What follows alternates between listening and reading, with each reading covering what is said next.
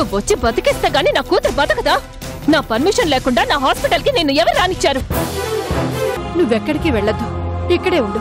మన చందు కనిపించింది. ఇంకేం భయం లేదు సార్, తను నార్మల్ కండిషన్కి వచ్చింది. అదిగో డాడీ, దాన్నే వెంటేసుకొని తిరుగుతున్నాడు.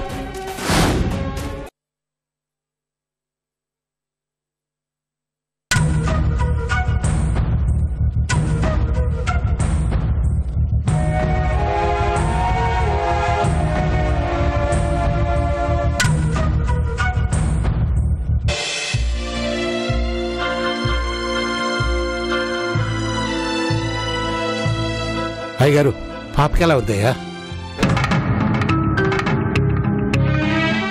ఏంటయ్యా ఏం మాట్లాడరు? ప్రమాదం ఏం లేదు కదా? ప్రమాదం ఏం లేదు నర్సయ్య, బయటపడినట్టే. వాళ్ళ నాన్నగారి పిలుపు వినగానే పింకీ కళ్ళు తెరిచింది. అమ్మయ్యా, నాకు తెలుసమ్మా. పింకీకి అయ్యగారంటే ప్రాణం. ఆయన కనిపిస్తే కళ్ళు తెరుస్తుంది అనుకున్నాను, అలాగే జరిగింది. అదిగో డాడీ, దాన్నే వెంటేసుకొని తిరుగుతున్నాడు. నీకు సిగ్గులేదు? నా కూతురు మెళ్ళ తాళి కట్టి మరో ఆడదాన్ని వెంటేసుకుని పబ్లిక్ గా తిరుగుతావా? ఏవే, నీకైనా బుద్ధి లేదా?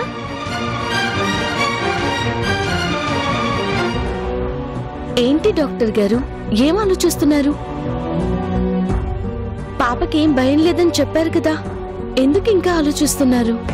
నేను ఆలోచిస్తుంది నీ గురించి. చెవన్, నువ్వు ఎక్కడి నుంచి వచ్చావు? చెందుకు నన్ను చావనివ్వకుండా అడ్డుపడ్డావు?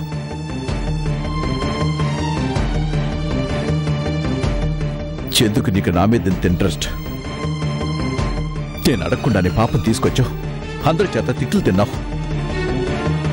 చూసావా, అందరూ నీ గురించి ఎలా తప్పుగా మాట్లాడుతున్నారు.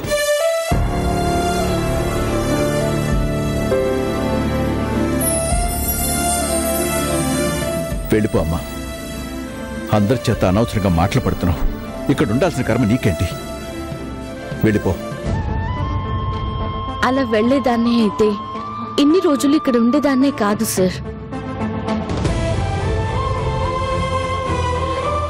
మీరు చనిపోవాలని వెళ్లారు, నేను అలాగే వెళ్ళాను. నాకు దెబ్బ తగలడం చూసి మీరు చెల్లించిపోయారు.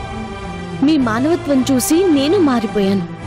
చనిపోవడానికి వచ్చి ఆఖరి నిమిషంలో నా కోసం మనసు మార్చుకున్నారు చూడండి. అక్కడి నుంచే నాకు ఇన్స్పిరేషన్ వచ్చింది. మీ కష్టం పక్కన పెట్టి నాకు సాయం చేయగలిగింది, నా కష్టం మర్చిపోయి మీకు సహాయపడకూడదా? కానీ ఇక్కడ నువ్వు అనుకున్నంత ఈజీ కాదమ్మా.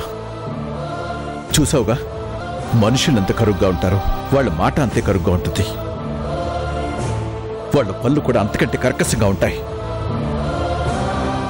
అందం మనుషుల ముఖంలో కనిపిస్తుందేమో గాని వాళ్ళ మనసులో కనిపించదు. వాళ్ళన్న మాటలకు మరో ఆడదైతే బతకదు. నేను బతికే ఆడదాన్ని కాదులేండి.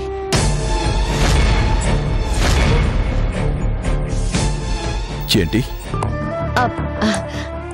అదే, ఆ మాటలకు భయపడి బతకడం చేత కాని ఆడదాన్ని కాదు అని అంటున్నాను.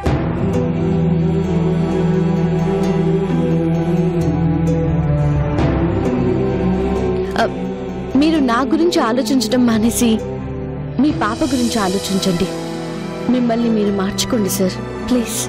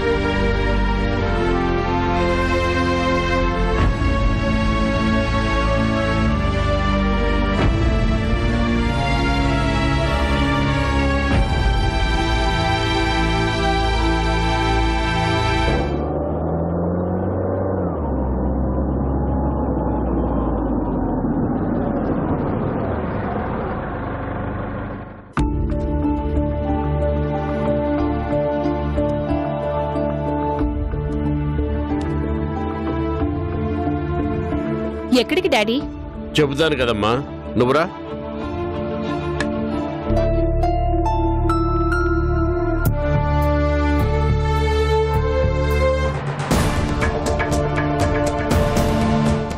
నమస్తే లాయర్ గారు. నమస్తే విశ్వనాథం గారు, కూర్చోండి. కూర్చోమ్మా.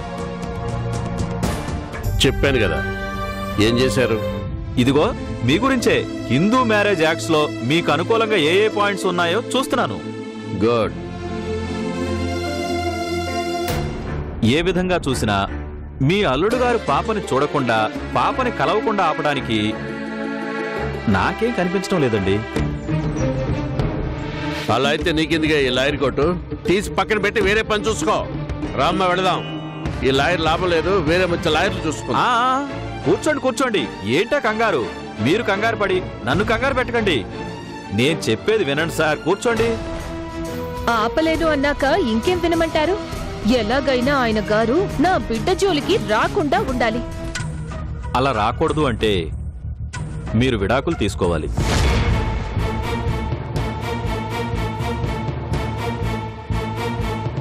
ఇప్పుడు వాళ్ళేం కలిసి ఉండటం లేదు, విడివిడిగానే ఉంటున్నారు. ఎలా ఉన్నారు అనేది సమస్య కాదు సార్, విడాకులు తీసుకున్నారా లేదా అనేదే సమస్య. మీరు విడాకులు తీసుకుంటే పాప నుంచి కూడా ఆయన దూరంగా ఉంచొచ్చు. ఎందుకంటే లా ప్రకారం 14 ఏళ్ల వరకు బిడ్డల్ని తల్లికే అప్పగిస్తారు.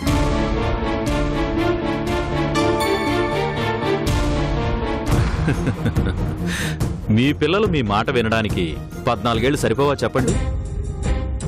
అంటే ఆయన అసలు నా కూతురు జోలికి రాడుగా? రాడా అంటే వారంలో ఓ రోజో లేదా కొన్ని గంటలో చూసిపోవచ్చు. అది మొదట్లో కష్టంగా ఉన్నా కానీ ఆ తర్వాత పెద్ద ఇబ్బంది ఉండదు. ఎలాగూ ఆయనకి సంపాదన లేదు కాబట్టి బిడ్డ భవిష్యత్తును దృష్టిలో పెట్టుకుని కోర్టు మీకే ఫేవర్గా ఉండొచ్చు. అయితే వెంటనే విడాకులు తీసుకుంటాం, అప్లై చేయండి. పెళ్లి కావాలంటే వెంటనే చేసుకోవచ్చు, కానీ విడాకులు రావాలంటే జుట్టు పీక్కోవాలి. తాళి కట్టినంత ఈజీ కాదు. సరే పదమ్మా, ఈయన వల్ల కాదు. సార్ సార్ సార్ ఆగండి ఆగండి. ఏంటలా కంగారు పడిపోతున్నారు? నన్ను కాస్త ఆలోచించుకోనివ్వండి. ఏమయ్యా, పొద్దున్న లేస్తే నీ పనే ఇది, ఇంకా ఆలోచన ఎందుకయ్యా? సార్ ఇదిగో చూడండి, ఈ బుక్ లో ఎన్ని సెక్షన్స్ ఉన్నాయో దానికి 2 రూప్ హోల్స్ ఉన్నాయి. అయితే జీవితం మొత్తం చదివినా ఏదో ఒక లోపం కనిపిస్తూనే ఉంటుంది. నువ్వు ఏం చేస్తావో నాకు తెలియదు, నాకు మాత్రం విడాకులు కావాలి, దట్స్ ఆల్. అలా రావాలి అంటే 2 మార్గాలున్నాయి. ఒకటి, అతనికి మానసిక వైకల్యం అంటే మెంటల్ ఉందని ప్రూవ్ చేయాలి. రెండోది అడల్టరీ అంటే వేరొక ఆడదాంతో సంబంధం ఉందని ప్రూవ్ చేయాలి. అర్థమైంది. రెండోదే ఈజీ అనుకుంటా, అదే ఖాయం చేయండి. నేను ఖాయం చేసుకోవడం కాదండి, కోర్టు ఖాయం చేసుకోవాలి.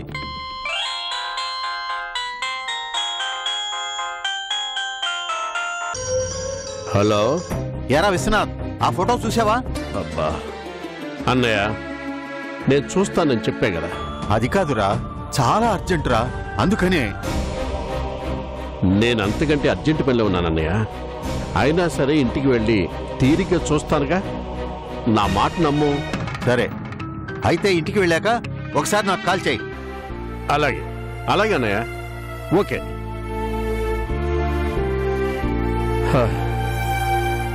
సరే లాయర్ గారు, ఆ ప్రాసెస్ అంతా మీరు చూడండి.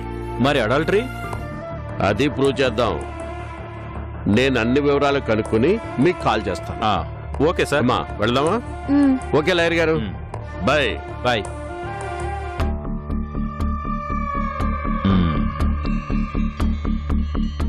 ఈ బిగ్ షాట్స్ డీల్ చేయటం చాలా కష్టం. అసలు కాన్సెప్ట్ అనేదే ఎవరు. పోనీలే, దానికి కూడా ఫీజు లాగితే సరి.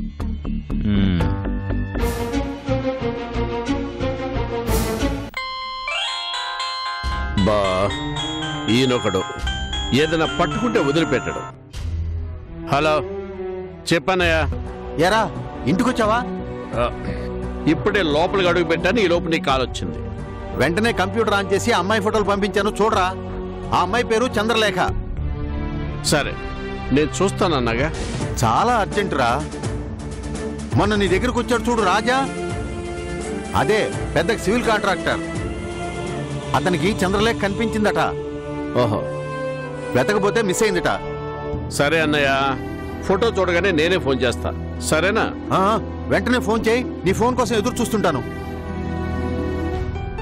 ఏంటి డాడీ? మీ పెదనాన్నమ్మ నా బుర్ర తినేస్తున్నాడు.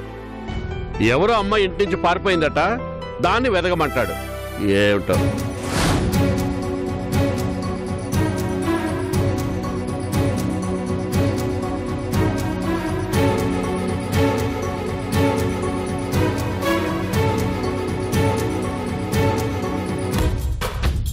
డాడీ, ఎలాగైనా ఆయన మీద అడల్టరీ ప్రూవ్ చేస్తే డైవర్స్ ఈజీగా వస్తుంది కదా. అదే కదమ్మా లాయర్ చెప్పింది. ఇంట్లో ఎలాగో అమ్మాయి ఉందిగా, దాంతోనే అడల్టరీ ప్రూవ్ చేస్తే మన పని ఈజీ అవుతుంది. నా మనసులోనూ అదే ఉందమ్మా. అందుకే లాయర్ గారితో ఆ రూట్లోనే వెళదామని చెప్పాను.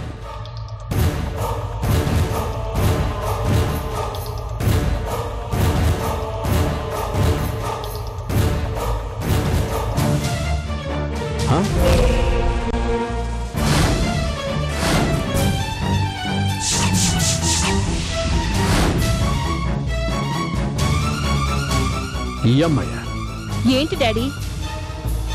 నువ్వే చూడు.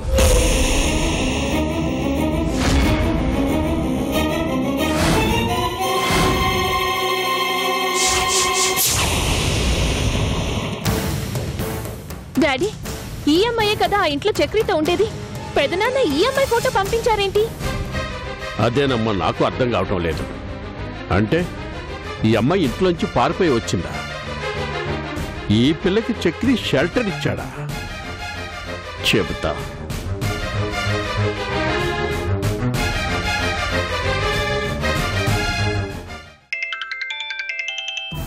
ఏరా విశ్వనాథ్, ఆ అమ్మాయి ఫోటో చూసావా? చూశానన్నయ్య. ఆ అమ్మాయి పేరు చంద్రలేఖ. అవునరా, మేమంతా చందు అని పిలుస్తుంటాం. కొంచెం వెతికి పెట్టరా.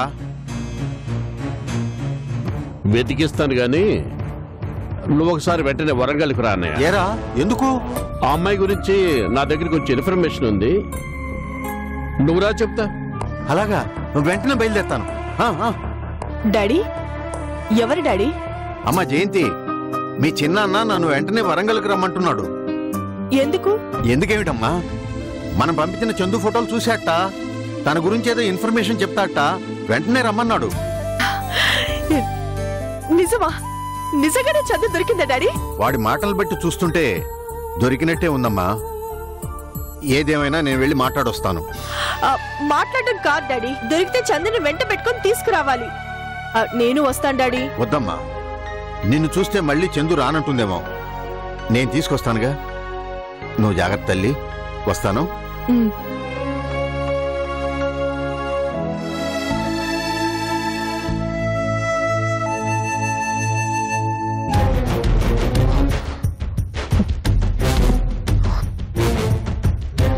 నేను మొదటి నుంచి చెప్తూనే ఉన్నాను డాడీ, చక్రిని నమ్మొద్దు, అతను అందరూ అనుకునేంత గొప్ప మనిషి కాదు అంటే ఎవ్వరూ పట్టించుకోలేదు. పైగా అమ్మేమో ఆయన గారు తాగుబోతయ్యాడు, దేవదాస్ గా మారాడు అంటూ నన్ను తప్పు పడుతోంది. ఇప్పుడు చూసారుగా ఏం జరిగిందో. ఇప్పుడు అందరి దృష్టిలో ఆయన గారు హీరో, మనం మాత్రం విలన్స్. వాడికి అసలు ఇంత తెగింపు ఎలా వచ్చిందమ్మా? వాడికి ఎంత ధైర్యం ఉంటే మళ్ళీ మన హాస్పిటల్కి వస్తాడు? ఇదంతా ఆయన పక్కనుంది కదా డాడీ, దాని ప్లానే. పింకీని దగ్గరకు చేరిస్తే దాన్ని చేరదీస్తారని ప్లాను. అందుకే ఆ రోజు స్కూల్ నుంచి తీసుకువెళ్ళిపోయింది, ఈ రోజు సరాసరి హాస్పిటల్కే ఆయన్ని తీసుకొచ్చేసింది. చెబుతా, అన్నయ్యను రాని, దాని సంగతి తేలుస్తా.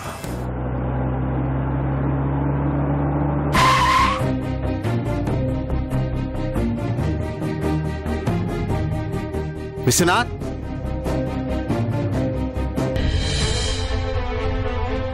విశ్వనాథ్, చెప్పరా, అమ్మాయి చందు దొరికిందా? ఎక్కడుంది? ఎలా ఉంది? నువ్వు ఫోన్ చేసేసరికి నీకు తెలిసే ఉంటుందని వెంటనే వచ్చేసాను. ఏంటమ్మా అలా చూస్తారు? చందు ఏది? ఆ అమ్మాయి మీకెలా పరిచయం పెదనాన్న? బాగా కావలసిన అమ్మాయి తల్లి. ఎందుకలా అడుగుతున్నావు? నీకే కాదు, ఇక్కడ కూడా చాలా మందికి బాగా కావలసిన మనిషిగా మారిపోయిందన్నయ్య. ఏంటి? నువ్వు ఫోటో పంపించి చంద్రలేఖ చంద్రలేఖ అంటుంటే ఎవరు అనుకున్నాను అన్నయ్య. చందు అని చెప్పుంటే ముందే దాన్ని పట్టించేవాడిని. విశ్వనాథ్, ఏంట్రా మాటలు? దాన్ని దీన్ని అంటూ ఏంటి ఆ మర్యాద లేని మాటలు? మర్యాద? కాపురాలు కూల్చే వాళ్ళకు కూడా మర్యాదలు ఇస్తారా పెదనాన్న? ప్రియా, ఏం మాట్లాడుతున్నావు నువ్వు? చందమామకైనా మచ్చుంటుందేమో కానీ నా చందుకు ఏ మచ్చ లేదు. తన్నెవరన్నా ఏదన్నా అంటే నేను ఊరుకోను. నా కూతురు కంటే తనే నాకు ఎక్కువ. నీ కూతురు కంటే ఎక్కువ కావచ్చు అన్నయ్య, కానీ నా కూతురు కంటే ఎవరు ఎక్కువ కాదు. దాని కాపురం నాశనం చేసి ఆ చక్రవర్తి గారికి ఉంపుడు గట్టిగా మారింది.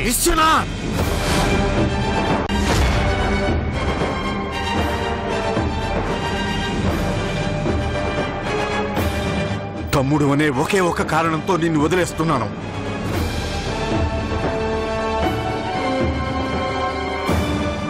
చందు గురించి ఇంకొక మాట ఎక్కువ మాట్లాడినా చంపేస్తాను. మాకు పని పాట లేదనుకున్నావా ఆ పిల్ల మీద నింద వేయటానికి? నేను చెప్పింది తప్పైతే అప్పుడు నిజంగానే నా చెంప పగలగొట్టానయ్యా. అదే నేను చెప్పింది నిజమైతే దాన్ని అక్కడే చంపి ఆ చక్రవర్తి గారిని చెప్పు తీసి కొట్టాలి. వెళ్ళి చూడు, నీకే తెలుస్తుంది. వెళ్తాను రా, నువ్వు చెప్పినందుకు కాదు, చందుని కలవటానికి వెళ్తాను. మీరే కాదు, ఆ దేవుడు దిగొచ్చి చెప్పినా నా చందు గురించి నేను తప్పుగా ఆలోచించను. మా మాటలు నమ్మద్దు పెదనాన్న. ఆ కొంపకి వెళ్ళి చూడండి, అసలు నిజం మీకే తెలుస్తుంది. అక్కడ చూశాక మాట్లాడండి. మాట్లాడతాను, చూసొచ్చి అన్నీ మాట్లాడతాను.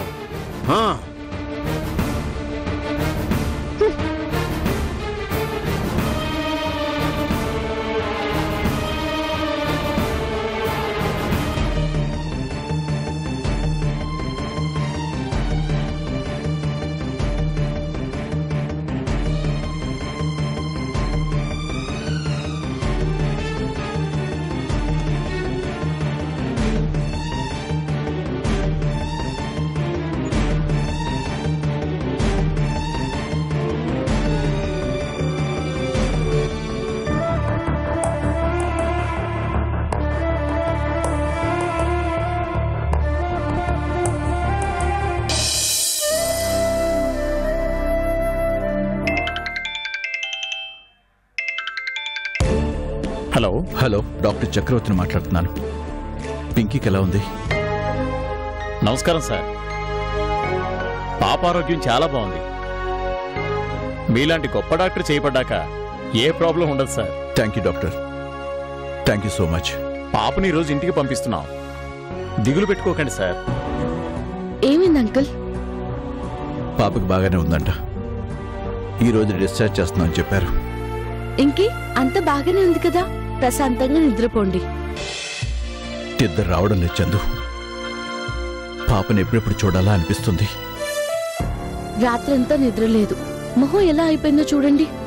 ఇదిగోండి, ఈ స్లీపింగ్ టాబ్లెట్ వేసుకుని పడుకోండి. పాప ఇంటికి వెళ్ళాక వీలు చూసుకొని రావచ్చు.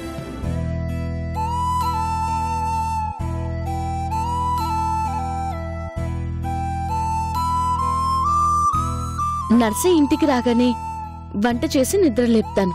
పడుకోండి.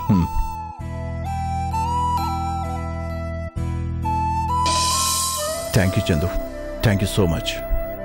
మీరు నాకు థ్యాంక్స్ చెప్పకూడదు. హాయిగా నిద్రపోండి.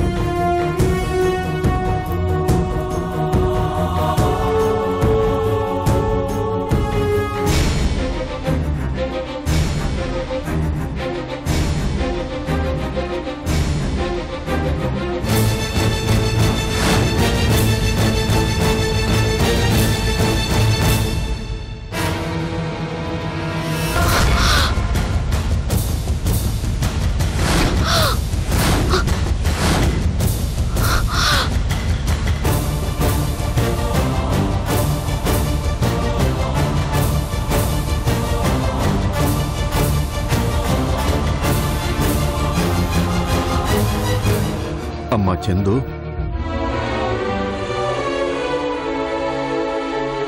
తాతయ్య తాతయ్య అమ్మా చందు,